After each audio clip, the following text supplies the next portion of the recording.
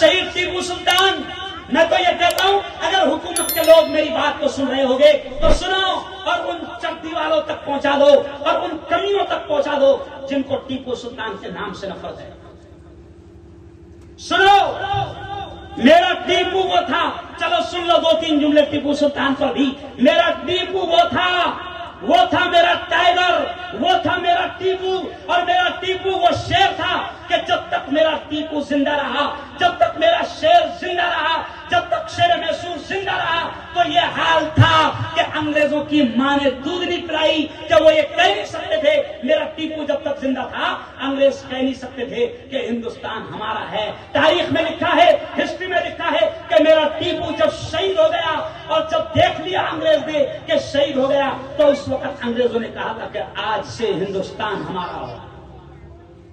लेकिन गद्दारों की औलादे टीपू के एहसान को मानने को तैयार नहीं है।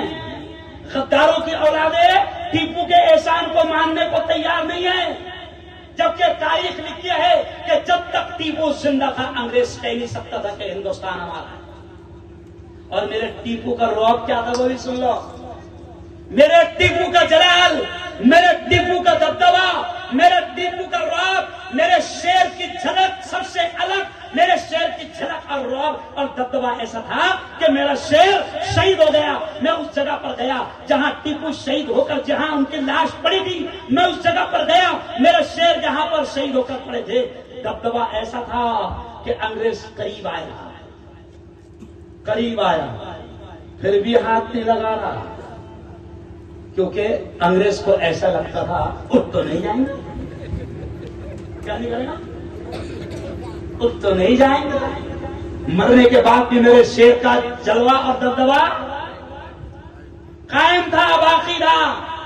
लेकिन अफसोस होता है, म्यूजिक ऐसी आम हो गई, नाच गाना ऐसा आम हो गया कि मैं कर्नाटक गया, मुझे शर्म आई। मैंने कर्नाटक में शेर मैसूर की जमीन पर, शेर मैसूर के उस इलाके पर मैंने तकरीर करते हुए कहा कि जवानों, मुझे बड़ा अफसोस हो गया, क्योंकि जवान उस दिन क्या कर रहे थे? डीजे बजा रहे, म्यूजिक बजा रहे, नाच रहे। अरे सुनो जवानों, अगर थोड़ी भी टीपू से मोहब्बत है तो सुनो, अगर थोड़ी भी नबी से मोहब्बत है तो सुनो, अगर थोड़ी भी कुरान से मोहब्बत है तो सुनो, अगर थोड़ी भी इस्लाम से मोहब्बत है तो सुनो। म्यूजिक का बजाना, डीजे का बजाना ऐसे ही हराम है जैसे सूअर का गोश्त खाना हराम है। डीजे बजा रहे। अरे मेरा टीपू अल्लाह का वली था, उसकी रूह को तकलीफ मत पहुंचा।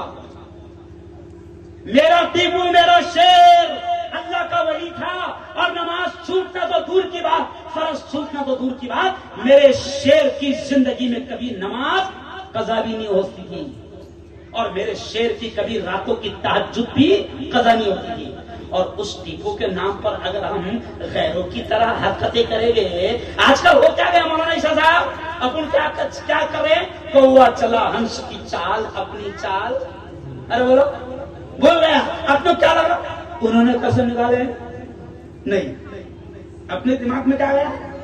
उन्होंने कसम निकाले, अपन भी आसान निकालेंगे। अरे भाई, अगर कोई गू खा रहा तो गू खाने दो ना उसको। क्या अपन बोलेंगे नहीं, अपन उससे अच्छा खाएंगे? नहीं। मेरे शेर की बात याद आ गई तो कह रहा हूं कि याद रखो, शेर से अगर मोहब्बत है तो मेरे शेर ने, चलो ये भी सुन लो जुमला, मेरे शेर ने जिंदगी भर वतन की हिफाजत की। ये जुमला सुन लो, राष्ट्रीय एकता का जुमला है, मगर मेरे ऐसे अच्छे जुमलों को मीडिया नहीं दिखाती। नहीं समझा? जैसे मक्खी को कैसा गंदगी दिखती, तो मेरी तकरीर में से मीडिया वाले क्या करते हैं? वो निकालते हैं। तो सुनो, अगर शेर से टीपू से मोहब्बत है तो मेरे टीपू ने आखिरी सांस तक मुल्क को अंग्रेजों के कब्जे में जाने नहीं दिया।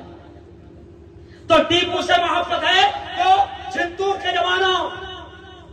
के जवानों, मुल्क की हिफाजत करना, मुल्क की रक्षा करना। और मुल्क की हिफाजत इस वक्त क्या है मालूम आपको? मुल्क की हिफाजत इस वक्त यह है कि मुल्क को दंगे फसाद से बचाओ। यह है मुल्क की सबसे बड़ी हिफाजत। दंगे नहीं होने देना, फसाद नहीं होने देना, माहौल खराब नहीं होने देना। सुन लो, होने नहीं देना।